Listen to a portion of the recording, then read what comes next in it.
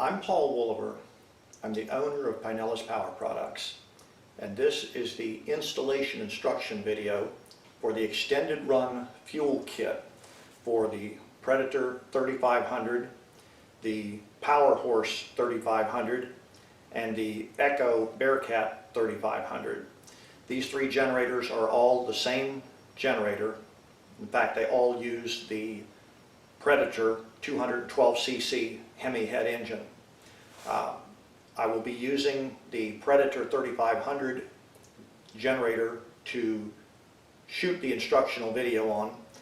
However, with the exception of the spelling of the name, the only difference is that the Predator is red, the Powerhorse is blue, and the Echo is the Echo orange. The Predator is the one that's marketed through Harbor Freight and Amazon.com.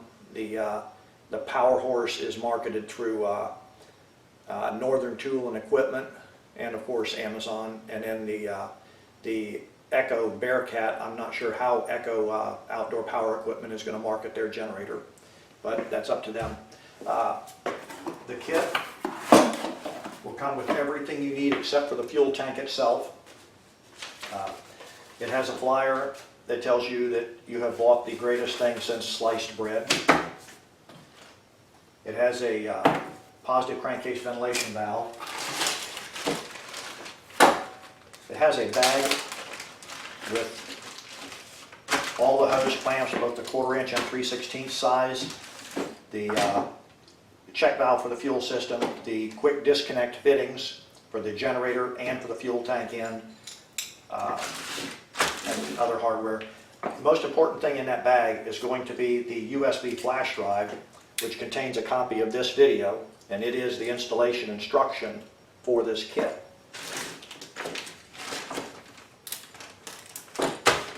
Also included in the bag will be the genuine Mikuni fuel pump,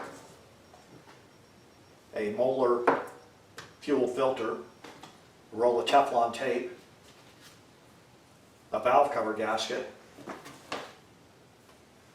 a fuel hose with quick disconnect fittings to go onto the fuel tank and to the generator, and a prime bulb so you can pump the prime bulb to get the thing started. When you first hook it up, you will not need to pump the prime bulb every single time. And then there's also a section of Gates Barricade fuel hose. As I said earlier, we're going to be shooting this video using the Predator generator. So let's go ahead and get started. The first step is going to be to go ahead and remove the cover panels from the cabinet so you can see what all needs to be done. This side cabinet, or this side of the cabinet, is the easiest side to pull off, so we'll do that first.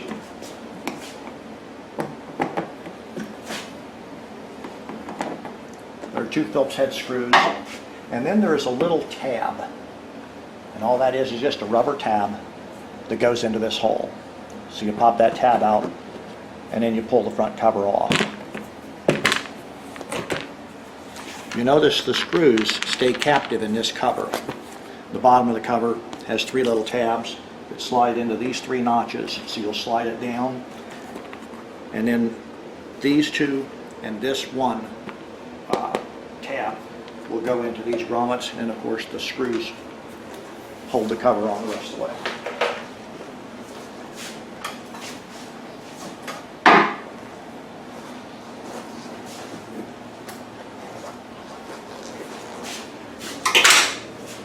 On this end, we're going to pull the cover off the battery box. And that's mainly so we can see to align this when we're putting it back together. This Phillips head screw at the top.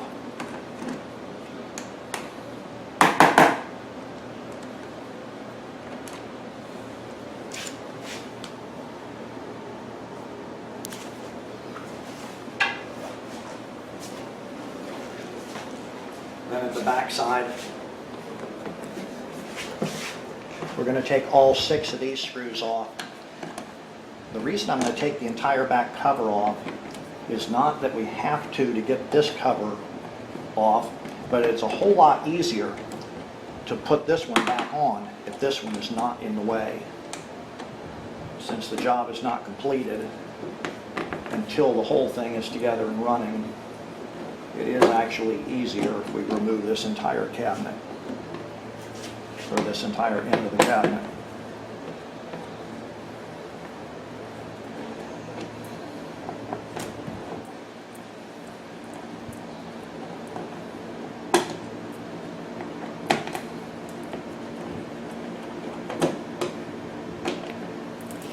And these screws, there's 6 of them, are identical to the first one.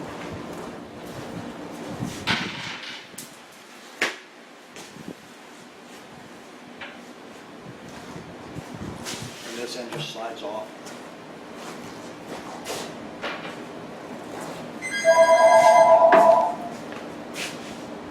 The next step is going to be to pull the hubcaps off the wheels. There's a slight notch in the wheel, and you can take a small screwdriver or a pair of needle nose pliers and just pop the hubcaps out of both wheels.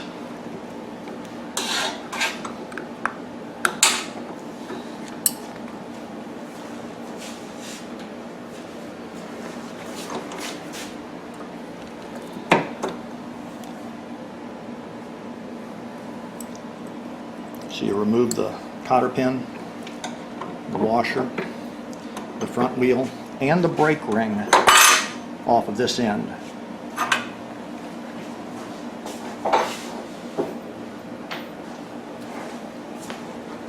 This end of the generator, you just have the cotter pin and the washer and the wheel. There is no brake ring.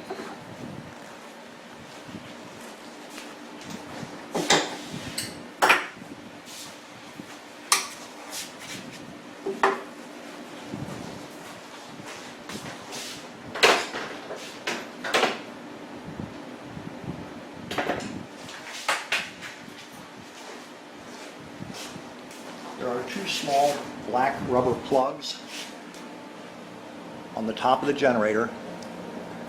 Just pull those rubber plugs out.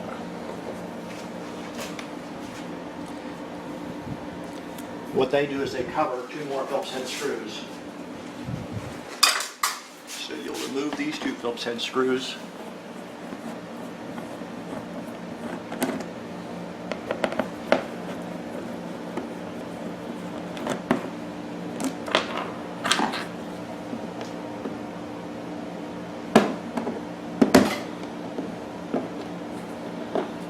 Once again, they're identical to the screws in the previous panels.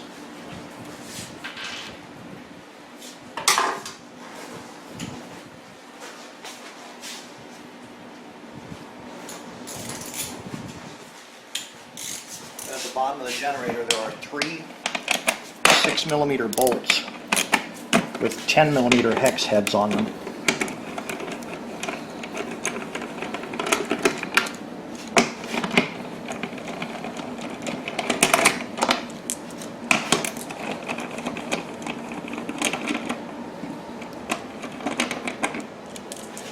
And note these are shoulder bolts.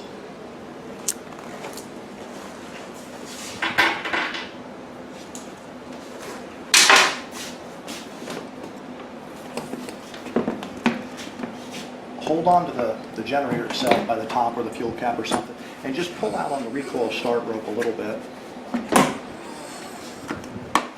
And we're just going to let that panel hang from the recoil start rope.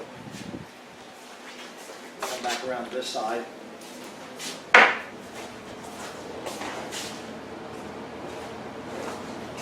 The valve cover is held on by 4 8mm head bolts. It's a 6mm bolt with an 8mm head on it.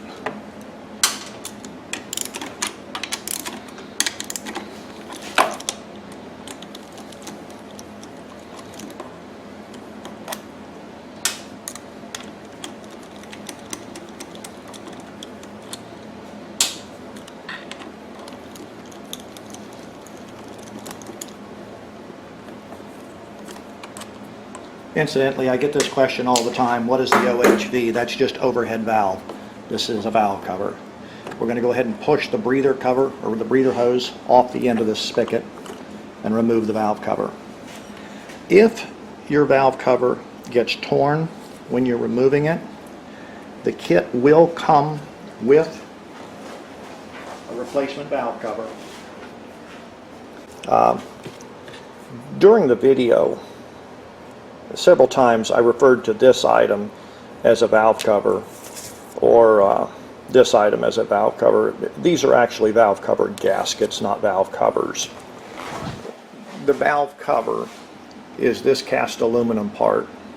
It says OHV for overhead valve. So again, 99% of my customers are going to know full well that this is a valve cover gasket, not a valve cover. And once again, the first kits are going to come with hand-cut valve cover gaskets.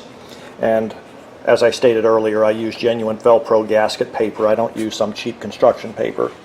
And hopefully, in I guess they said 8 to 10 weeks, I will be getting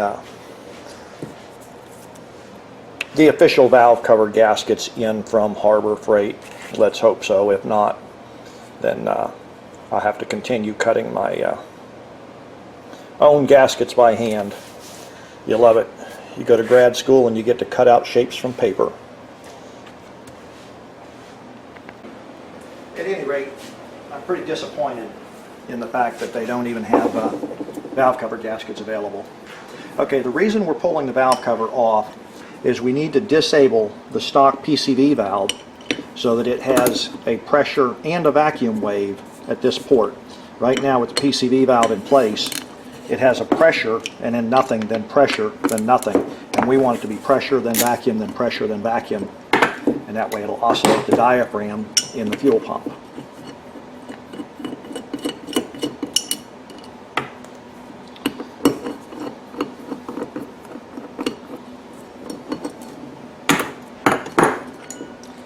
Okay, the way this works is when the piston comes down, it creates pressure in the crankcases, and air goes out through this reed valve. As you can see, when the reed valve opens, air goes out through it, but it can't go this way through the reed valve, and that's how it works. So we need to disable this reed valve so that it gets pressure and vacuum to this. We cannot simply remove this plate, because if you notice, and I'll put this back in a minute, there's air and oil going all over the place in here because of the rocker arms. So it's going to be blowing a mixture of air and oil out through this hole. Then this screen is going to trap the oil, and it will run down through these two little channels. So we're going to slide the screen over to where it blocks this channel, or at least it covers this channel before it goes through the output port. Then we're going to take the reed plate and we're just going to bend the reed valve to where it's always hanging open. And don't worry, we will be putting a new PCV valve in the engine, but we're going to put it after the pulse port. So now it's open all the time, and we'll bolt it back together.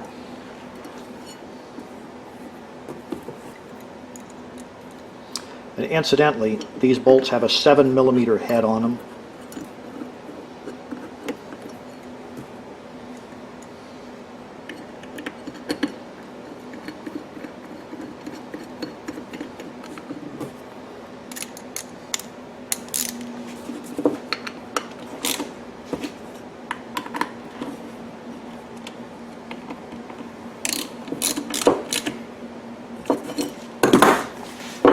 If when you pulled your valve cover off, if the valve cover gasket was in perfect condition, you can go ahead and reuse it and save the valve cover that comes in the kit for some time when you get ready to do a valve adjustment. I'm going to go ahead and put it together with a new valve cover gasket. You notice that there is a right side up and an upside down to the gaskets. If you put it on upside down, you notice that the bolt holes do not line up. See how far off that one is. So you put it on right side up, and now you see that all 4 bolt holes line up.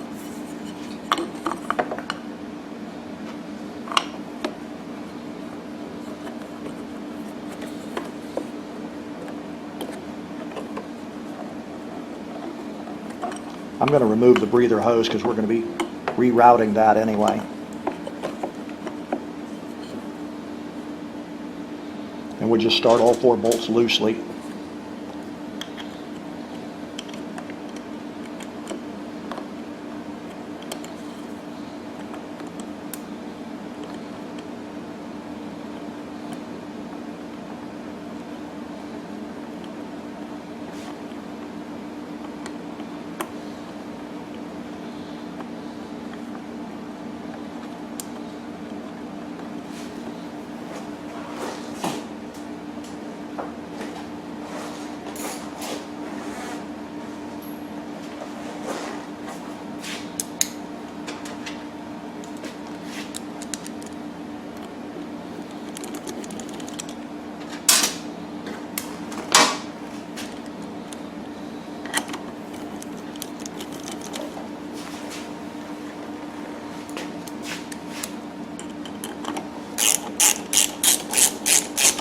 Once all 4 of them are started, you can go ahead and snug them down.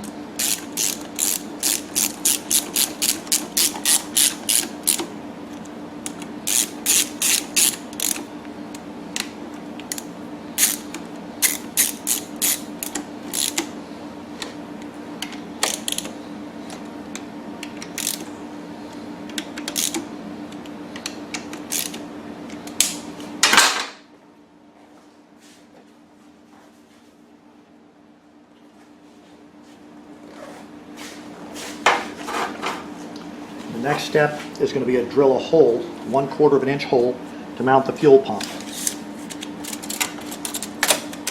If you measure from the center, okay, the next blooper in the blooper reel is this bolt hole right here.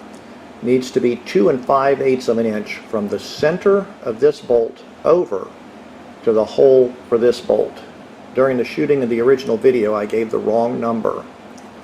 But from the center of this to the center of this will be 2 5/8. And you see this metal bracket right here that you're drilling into.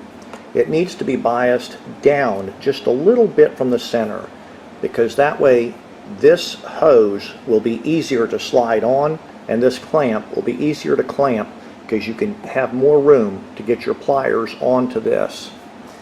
So at any rate, from here to here will be 2 5/8 of an inch.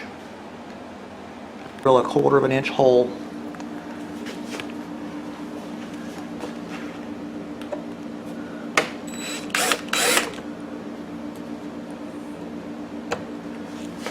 For mounting the fuel pump.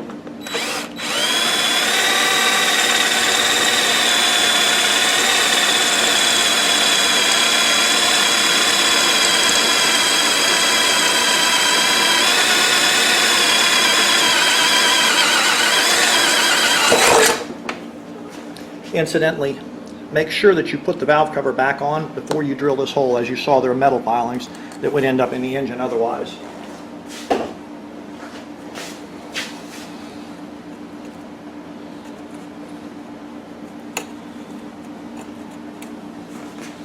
Okay, let me get the vacuum cleaner.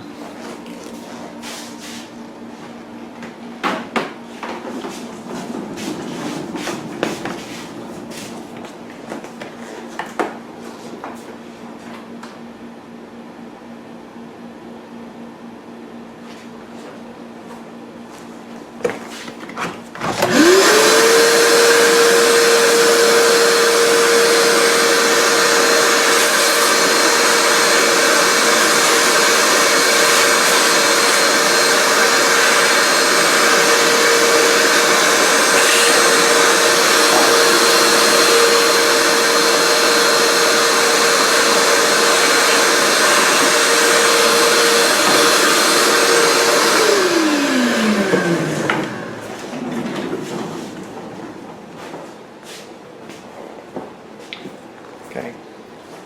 Kit comes with a fuel pump. The fuel pump has 3 ports. This is the pulse port for the crankcase pressure and vacuum. This is fuel in and this is fuel out.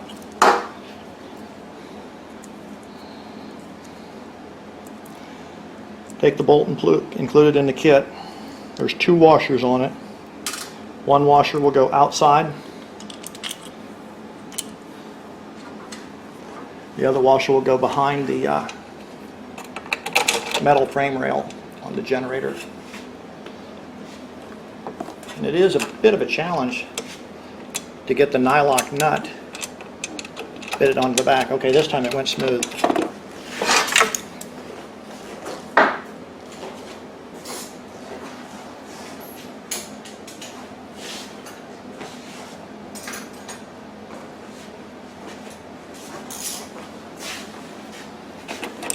Both the bolt and the nut are 7/16.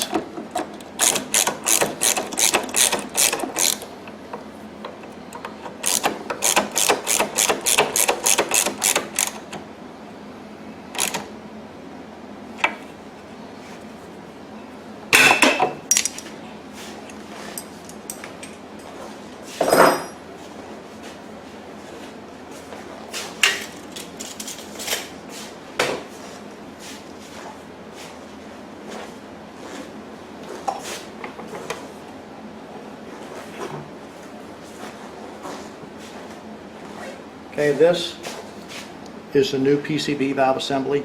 It's included in the kit. You've got a hose. One end of it connects right here at the little spigot on the air box. This other end used to go to the fitting on the valve cover. The clear hose is going to go to the fitting on the valve cover.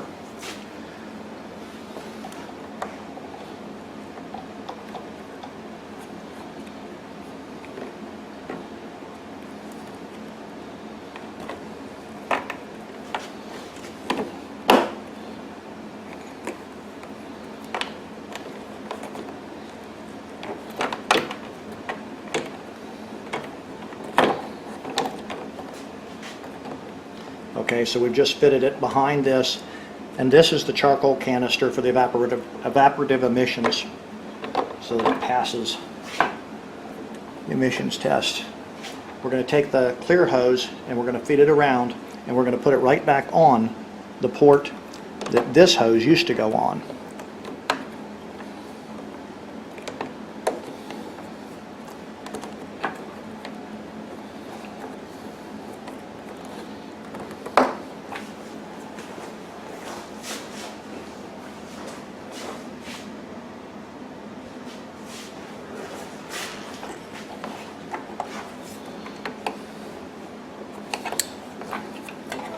Okay, so now you can see that the clear hose is hooked on.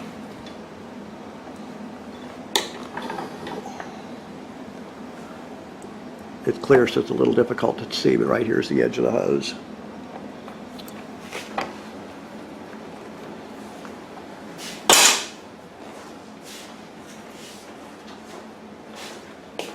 And you'll have hose clamps.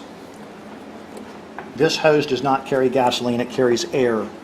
But we don't want a leak, because if there's a leak, then it won't produce enough pressure to lift the fuel. And the way this kit is designed, you'll have a 16-inch dry lift. In other words, the bottom of the fuel tank can actually be 16 inches below the float bowl on this carburetor.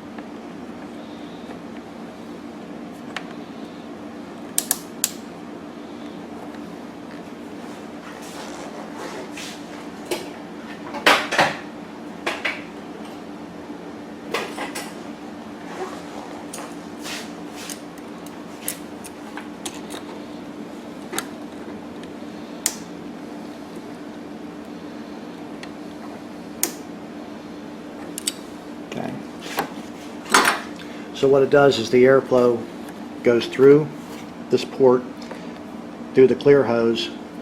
This is a reducer. It simply changes 3/8 hose to 1/4" hose. Goes around through the T, through the PCV valve, and then into the air box as normal. Now this, from the PCV valve out, it's okay if it leaks, because what it does is it dumps it straight into the air box. There's no need for a vacuum wave after that point. In fact, we're going to be plugging it in to the original hose that Predator used, which is a pretty soft hose, so it doesn't attach real well to anything.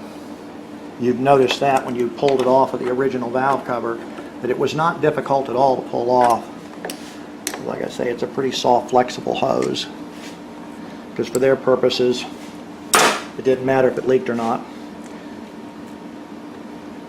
This hose is going to go onto the pulse port, which is the lower one of the two that point off to the right. So we're going to put that on the pulse port. And you can take these hose clamps and rotate them if you want to. In fact, I can show you real quick. Here's the way the hose clamps work. You put it over the hose and you'll squeeze so that it'll squeeze together. If you need to undo one, take a pair of pliers and grip one side and push on the other side, and it'll undo. So because of the room in here, I'm going to move these two hose clamps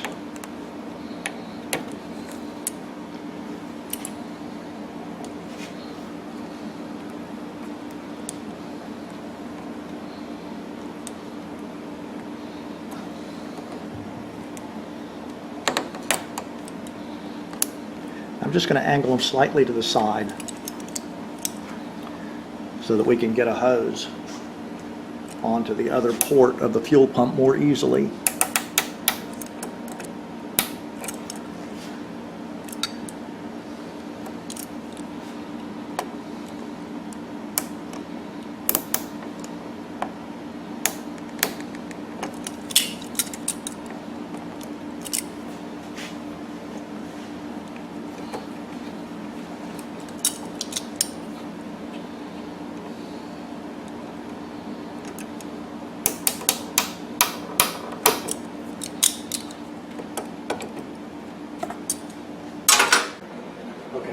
This completes the installation of the PCV valve. You've got all the hoses in place. Then the kit comes with a 6-foot section of 1/4" hose. You'll cut off a 36-inch section, which I've already done for the next step. Take it and run it behind the float drain and the float breather hoses on the carburetor, and put it to the output port on the fuel pump, and that'll be the bottom port right here. And then of course slide a hose clamp onto it.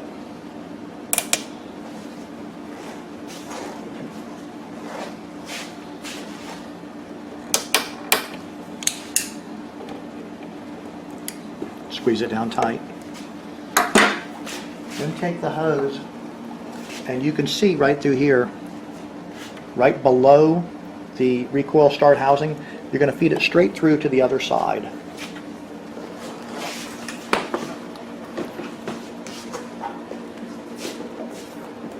When it comes out the other side here, put it behind this wiring harness and just route it up into this area here.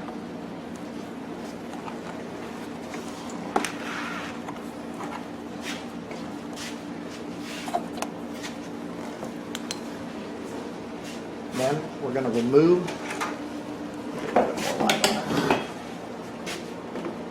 Is that easier to see with the camera? Yeah. Okay. You're going to remove the stock hose that goes from the fuel selector valve to the carburetor, and that's this one here. And that's just a Corbin clamp. which you squeeze on the two tabs and just slide it out. Make sure that the fuel selector valve is in the off position. If the fuel selector valve is in the on position, you're going to get gas pouring out of there. With the fuel selector valve in the off position, you may still get a couple of drops of fuel. Just be aware of that. Okay, there's just a little bit of gas on the hose, not a whole lot in this instance. Be fully aware that you may have more on your generator that you're working on. Okay, now we're going to assemble the fuel check valve. Because people are going to be hooking it to various different sizes of fuel tanks, we cannot have it trying to put fuel into the stock tank. If you got it hooked to a 50-gallon tank and you try to put 50 gallons of fuel into the stock 1.9 gallon tank, I think it is on that one, you're going to have it overflowing through the fuel tank vent and into the evaporative emissions canister and then all over a hot engine. So we're putting in a check valve on the fuel line. The kit is going to come with a check valve and a section of 3/16 hose. It's only about 1 5/16 of an inch long. The easiest way to hook this on is going to be to put just a little bit of oil off the dipstick.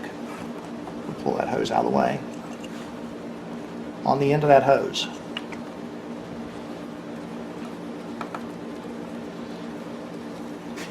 Now this check valve is going to have one side that's dished out and the other side that's flat. If there's any question about it, blow through it. You should be able to blow through from one direction but not the other. You're going to hook the 3/16 hose to the side that you can blow through.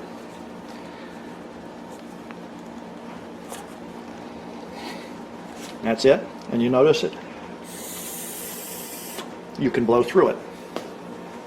The kit is going to come with two different sizes of hose clamps. There are going to be 4 of them that are smaller than the others. About a dozen of them this size, and 4 this size. Of the 4 that are this size, take one and put it on this 3/16 hose right here.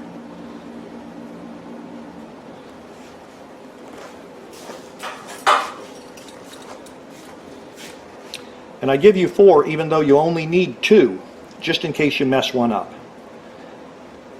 That's kind of like with the large hose clamps. I give you about a dozen of them, even though you don't need a dozen of them, which gives you a chance to mess some of them up. Not a big deal.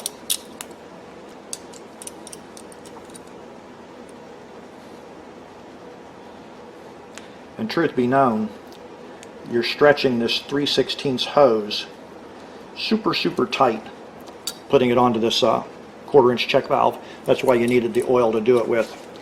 So in all seriousness, it's very possible that you could get away without a hose clamp at all. Then take the next, cut yourself a section of 1/4 inch hose off the 6-foot section of hose that comes in the kit and cut it 1 7/8 inches long.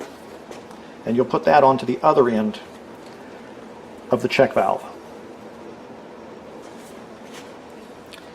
And for the 1/4 inch hose, you'll use the larger hose clamp.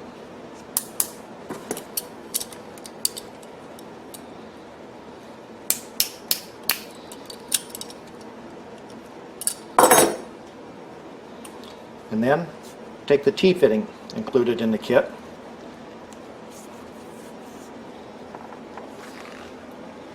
And slide that into the other end of the 1 7/8 inch hose. Take another large hose clamp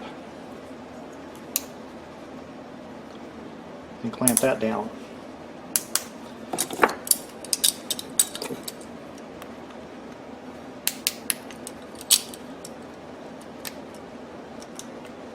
You'll notice that I've kept the clasp from all 3 hose clamps at the same side of the hose. Take a large hose clamp with me. Here's the reason for it. The 3/16 hose is going to go onto the fuel port from the fuel selector valve. So we're going to take a small hose clamp and slide it onto the 3/16 hose. We're going to face the clasps down because this is the fuel tank and there's plenty of room between the hose and the blower housing, but not much room between the hose and the tank. We're going to slide this 3/16 hose onto the fuel port for the fuel selector valve. And then we're going to close that hose clamp.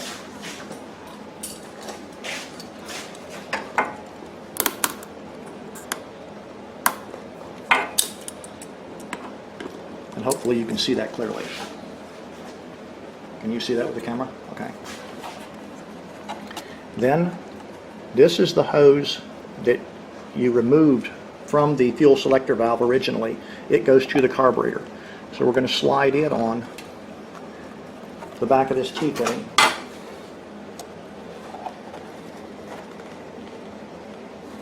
And then we're going to take the Corbin clamp and work it forward.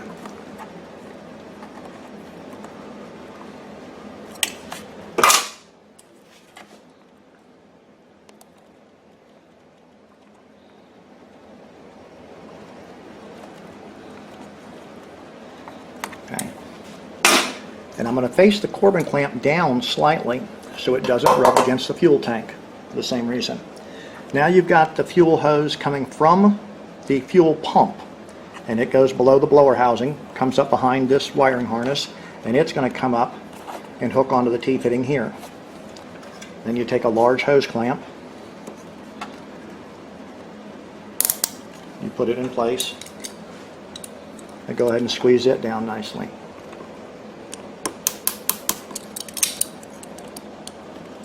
Now, depending on the size of the clamp and the size of the hose that it's on, some clamps will squeeze down tighter than others. Just make sure that there's a pretty much uniform amount of force, because you want it to clamp down. And this is a good time to go through and just make sure that none of the hoses are pinched or anything like that, or rubbing against any moving parts.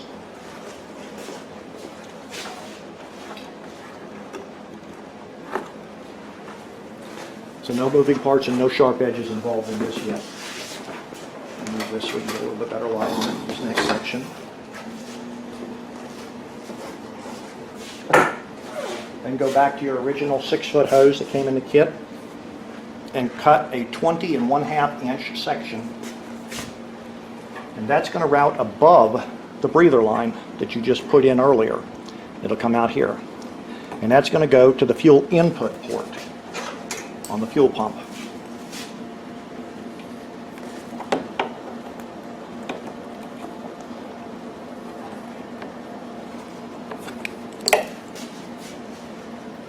And then we're going to take a hose clamp on here too.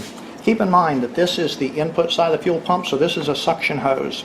So if there's a leak, it won't leak fuel out, it'll leak air in. So it's not dangerous in the sense that you won't have gasoline leaking, but it will not work then, because your system is trying to suck air in instead of sucking fuel out of the remote tank.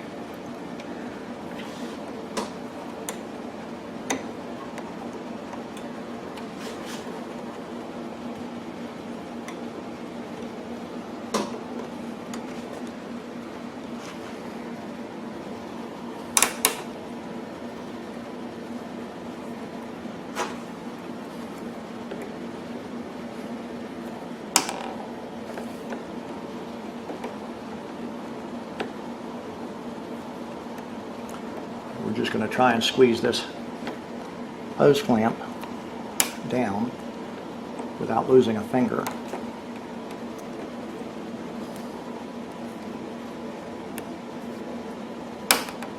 Okay. So that hose clamp is on. So now the hose runs above the evaporative emissions canister down to here. And here's where we're going to put our inline fuel filter. Keep in mind that the fuel is flowing this direction into the fuel pump, and then from the fuel pump into the carburetor. There's an arrow on the fuel filter that shows the direction of fuel flow. So you're going to want the fuel filter to go on in this direction. And we'll put a fuel clamp on this.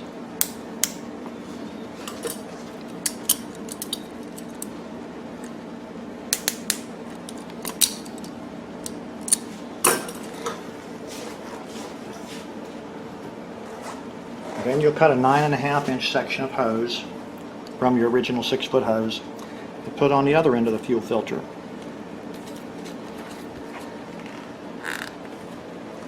And again, we'll put a hose clamp on that.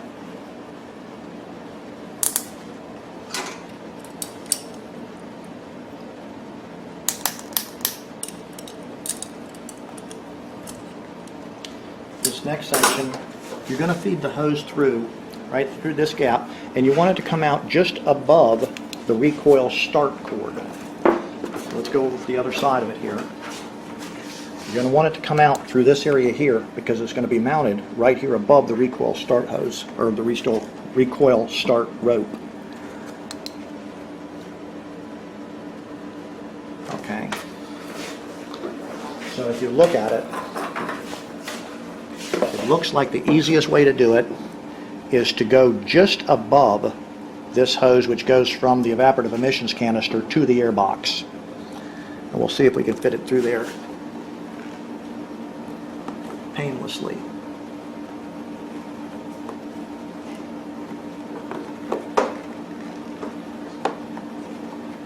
Hang on a minute. I'm going to run it below that because there's a much bigger gap to get it into down here, and it might actually be easier to do it that way.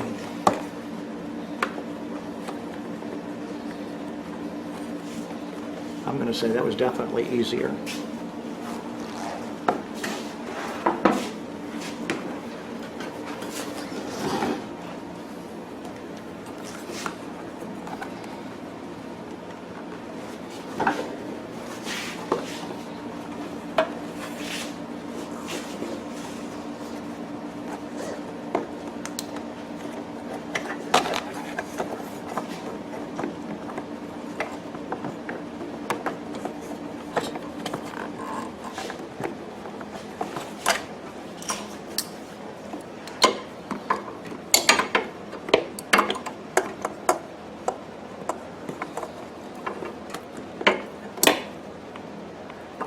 Okay, here's the hose, and now we want to go back through and make sure that we didn't unplug any wiring or anything at all, get anything snagged, because this is the easiest time to fix it if we did.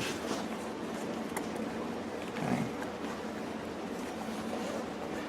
There is a small plug and wire assessment here, and this goes from the throttle stepper motor on the carburetor. These 4 little bitty wires.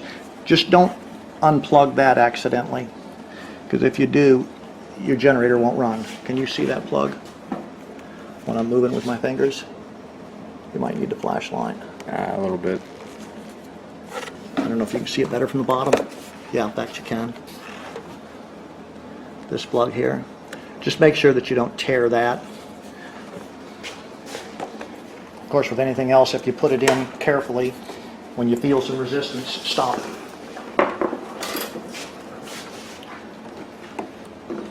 So here's where our fuel hose comes out at. The fuel fitting is going to mount, and we put a clamp on that so we can do this more easily.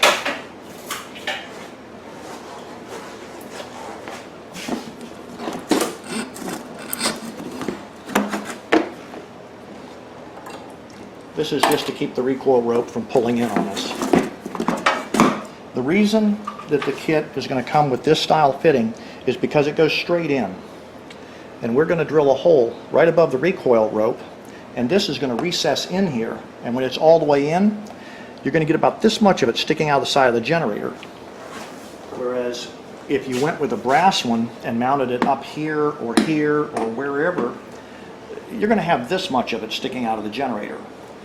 So we're going to take advantage of the fact that the recoil rope is mounted in a recessed area.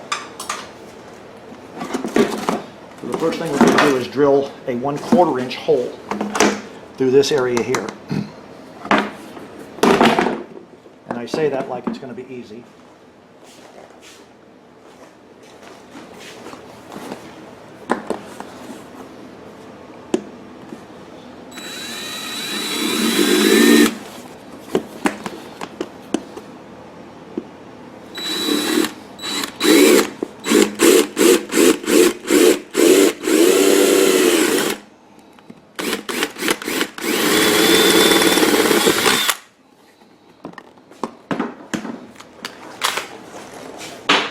You'll notice that that is a steel plate, and that's what's going to make it just slightly challenging.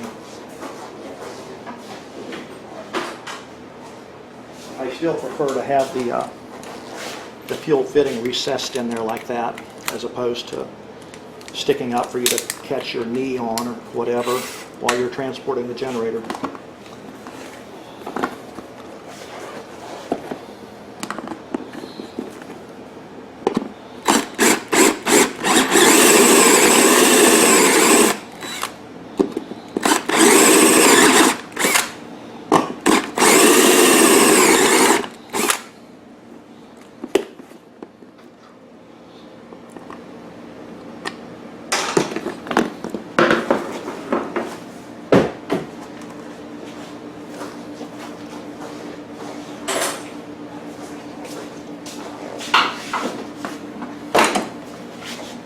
Okay, what I'm doing now is taking a repairman's reamer, and we're just going to cut that hole to the final size. I'd like it to be a fairly snug fit.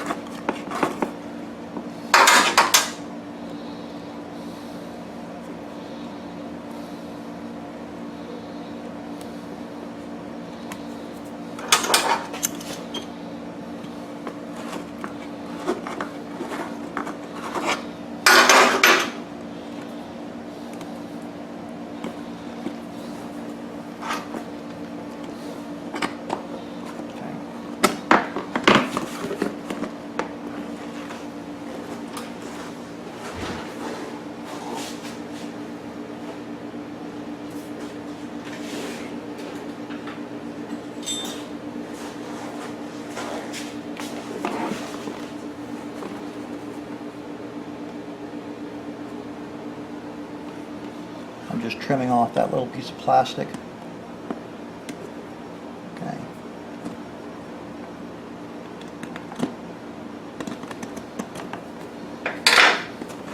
Okay. So now we will take the roll of Teflon tape,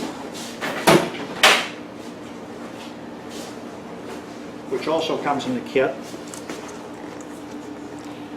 When you're putting the Teflon tape on, I find it's easier to let it overhang quite a bit and put your thumb against it.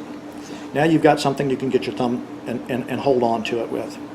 If you wrap it this way around it as it's tightening, it doesn't try to unroll it. And we get a layer of it on. Do not accidentally come over the edge like this, because if you do, the threads will tear away a little piece of Teflon tape, and it'll get caught in the filter, which is good. But we don't want to clog up the filter with unnecessary things like Teflon tape. So when you're winding the Teflon tape, go up to the end right here and get a couple of layers on it, and then just go ahead and pull it off. Now we're going to put the now you got the tab, and you can either cut it off now with a pair of scissors or later with a razor blade, so that you don't have the Teflon tape hanging out obnoxiously.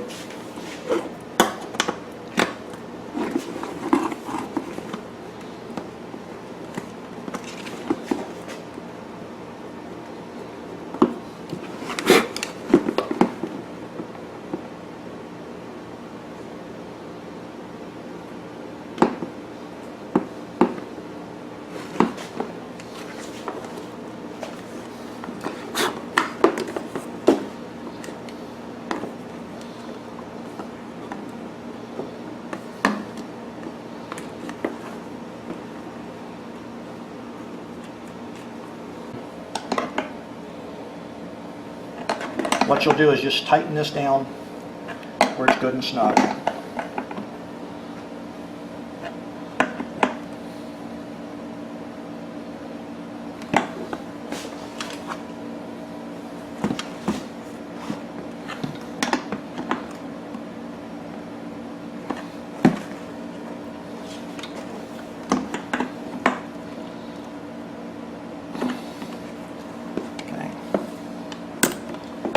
I use vice grips to get in there on that the fitting because there's really no way to get a wrench on it. It's rounded sides of nylon. The teeth on the vice grip are going to make it torn up a little bit, but I'd rather have it roughed up a little bit from the teeth on the vice grip than to have it loose. So now, when your recoil starter goes back in, instead of straight up and down like this, you'll just turn it just a little bit, and you'll see what I mean in a minute. Okay, so now you've got the fuel hose that goes through from the fuel filter sticking out here. Let's leave that hanging down just a moment. And you'll notice that it's going to go above the recoil start rope. And the housing, which is back in here, is going to keep it off the recoil start rope. So it's going to be about 1 inch to 1.5 inches above the recoil start rope, which is plenty of room. So let's go ahead and put a hose clamp on this, and I'm going to want the hose clamp facing upward because when I slide the casing onto the generator, I'm going to reach in here from the top with a pair of pliers to squeeze that in place. And we'll remove the clamp that I put on the hose or the recoil rope. Let me see where my pliers are. Okay, so what I'm going to do now is I will slide that hose onto this fitting right here.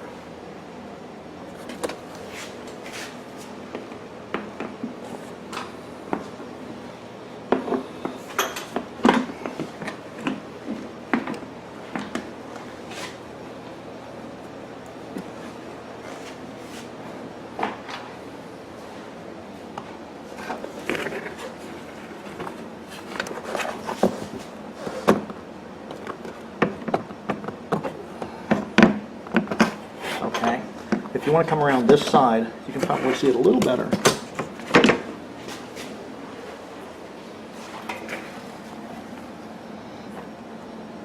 And as you remember, the hose barb goes all the way back to here. So now I'm going to go ahead and crush or squeeze the crimp or the clamp down.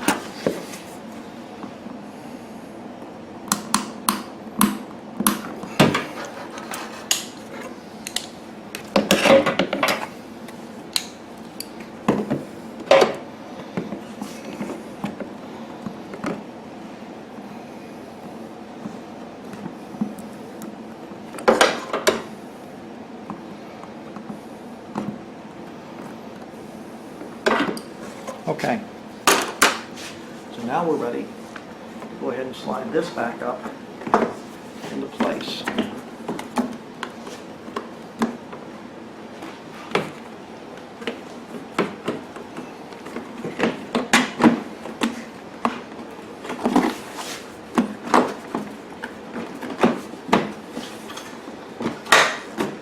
Now when you're sliding it into place, the hose clamp is going to have to go up over the well, here, let me just take it off and show you.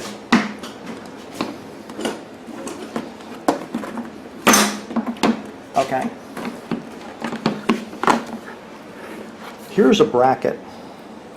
Have you got your flashlight? That is a guide for the recoil rope. You'll notice that this is really close here, and you'll have to lift up on it to make sure that the hose and the hose barb go up and over that so that the generator housing all goes together correctly. And there's the way it'll look. So now, if you look at it from the side, well, I was thinking it would stick out about 5 millimeters. It actually does not stick out at all.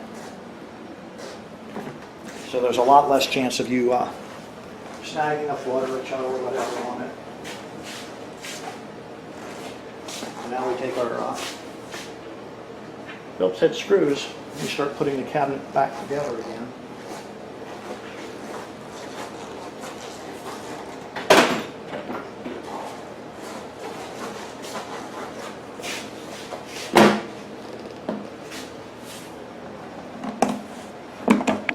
We'll start with the 2 Phillips head screws that go in the top.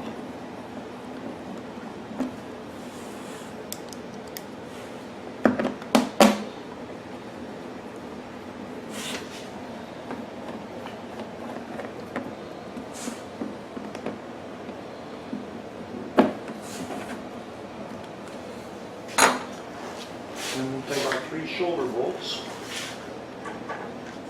go on the bottom.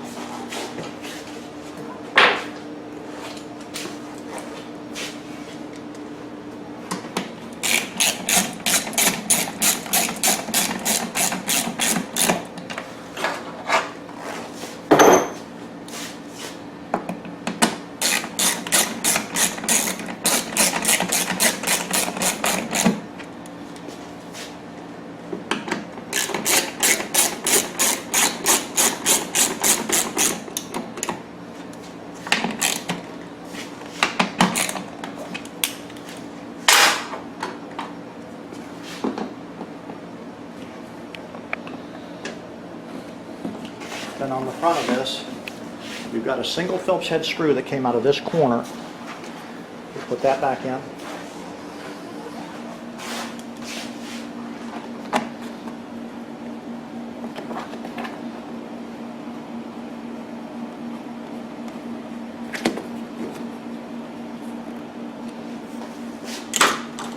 Then we've got the two rubber plugs that went over the two Phillips head screws that are in the top. And we've got the end housing, the exhaust side.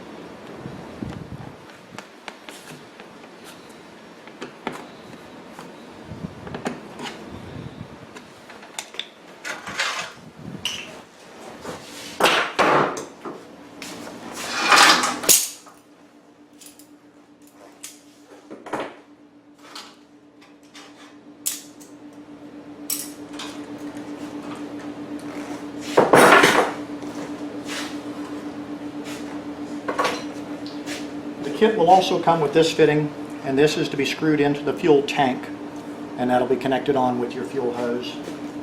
I probably should have mentioned this step as I was removing the wheels earlier, but I neglected to do so. What I've done is I put a piece of 2x4 under each end of the generator to support it so I can get the wheels off. And that's to get this cover off, because you can't take this cover off with the wheels in place. With the front wheel, you've got the wheel lock ring that engages into the slots in the wheel.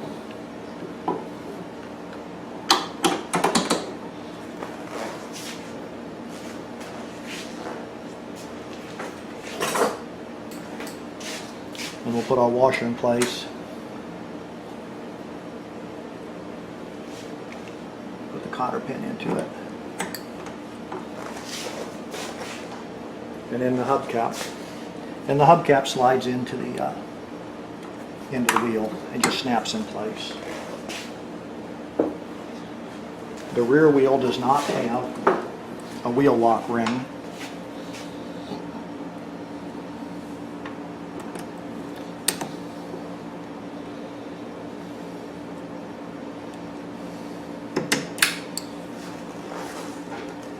We'll put this hubcap on.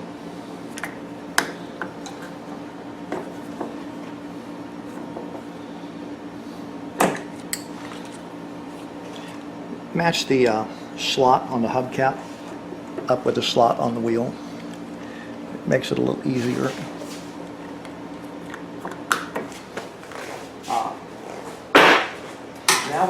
this side cover on.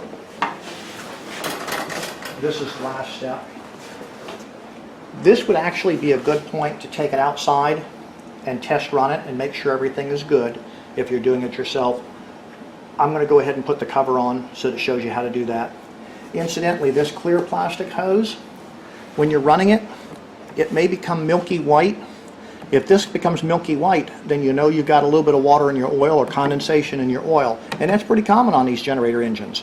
But with the clear plastic hose, you can then tell it immediately, and you know it's time to do an oil change.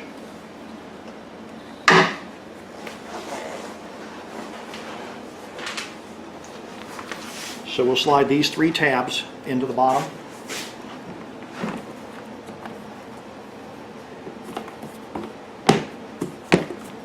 Snap the snaps in, and here is the rubber tab that goes into this hole at the top, and you just push it in. You can feel it snap into place. And then these 2 screws stay captive in the cover in case you're looking for them on your workbench.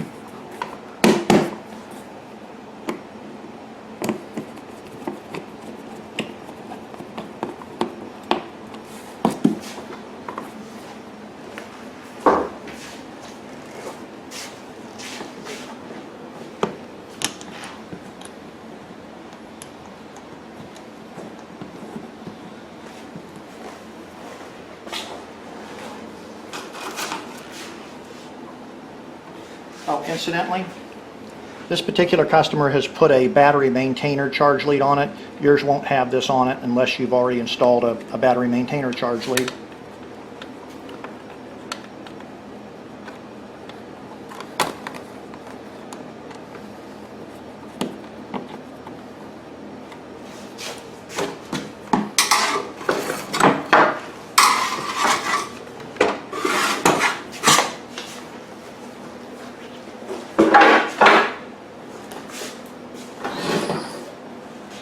Okay, that's it for the install, and now we'll go outside and test it.